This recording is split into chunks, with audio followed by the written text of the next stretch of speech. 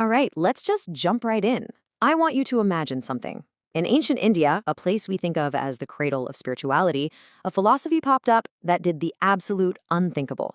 It questioned God, it denied the existence of a soul, and it completely rejected the idea of an afterlife. This is the untold story of Charvaka, India's great rebel thinkers, and trust me, it's a wild one. Yep, you heard that right. In a culture built on concepts like karma and reincarnation, this one group of thinkers stood up and said, hold on a second, no. Their whole thing was that this life, right here, right now, is all that matters. And you can imagine that idea was, well, it was revolutionary.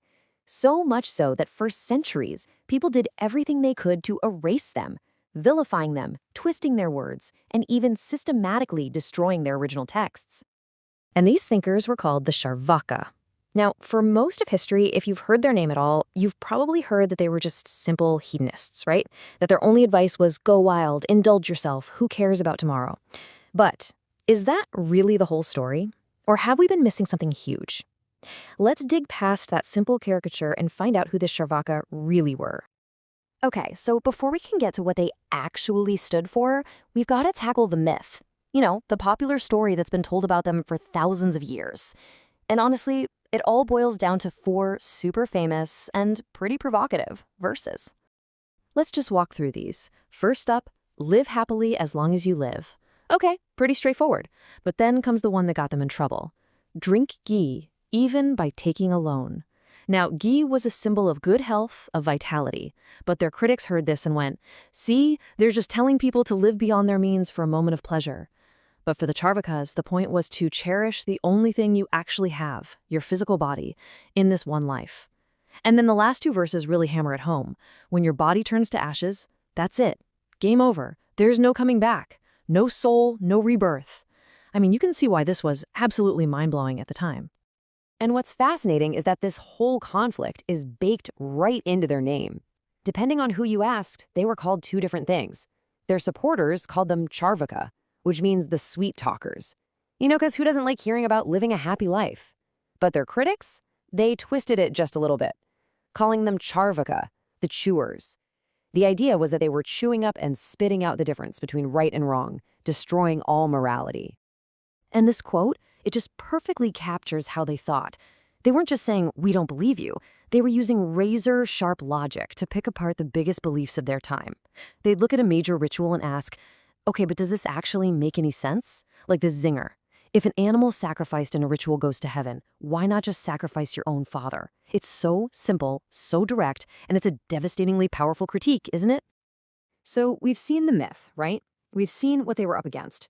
But just tearing down old ideas was only half the battle. Now, let's get into what they wanted to build.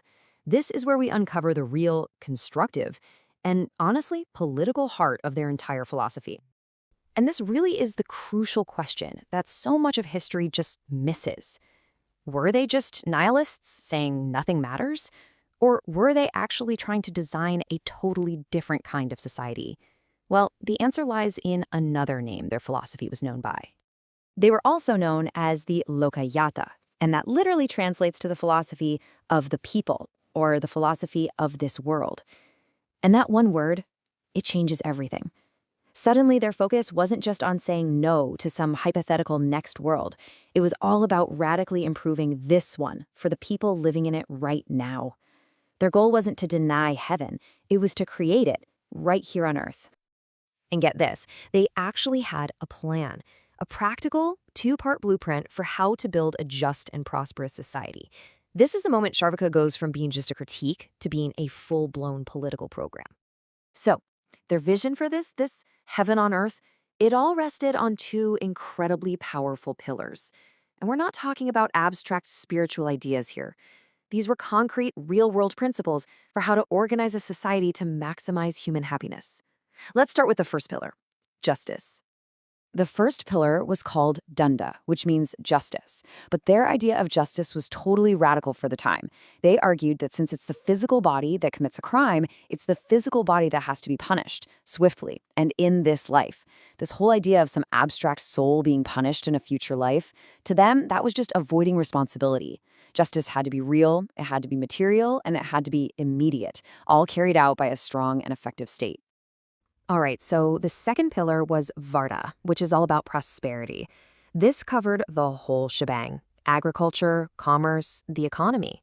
Because for the Charvaka, the state wasn't just there to punish criminals. Its most important job was to manage the economy to make sure everyone was prosperous. They were big on distributive justice, making sure the wealth of the nation was shared so that nobody was left unhappy. Think about it. If your main goal is for people to live happily, then poverty isn't some spiritual test you have to endure. It's the biggest failure the state can possibly have. And honestly, nothing shows their worldview better than how they reinterpreted familiar religious figures. So take the beloved god Ganesha, right? The remover of obstacles. The Charvaka said, you know what?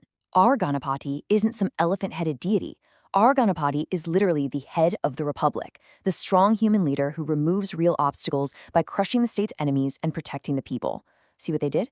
They took a symbol of divine power and turned it into a symbol of human leadership and good governance. It's brilliant. So when you start putting all these pieces together, a completely different picture of the Charvaka starts to emerge, doesn't it? They weren't just rebels tearing things down. They were incredibly practical, worldly visionaries with a real plan for a better future. You know, there's this saying, it actually pops up in the Ramayana from a sage who sounds a lot like a Charvaka thinker, and it just perfectly captures their entire philosophy. The advice was simple. First, light the lamp in your own home, then light one in the temple. What does that mean? It means take care of your real-world responsibilities first, your family, your community. Don't ignore the problems right in front of your face for the sake of some abstract piety. Your job is to make this world better, and you start right now. So at the end of the day, forget that old caricature of selfish indulgence. The real Charvaka philosophy was basically a political and social manifesto. It was this revolutionary call to action to build a society based on immediate justice and shared prosperity. A world where happiness isn't some reward you get in the afterlife, but a fundamental right for every single person, right here, right now. And that really leaves us with one final thought to chew on. For centuries, this entire way of thinking was just dismissed as immoral, as dangerous. But when you look at it now, through this new lens of justice and prosperity and a responsibility to each other, you have to wonder, what if they were really onto something?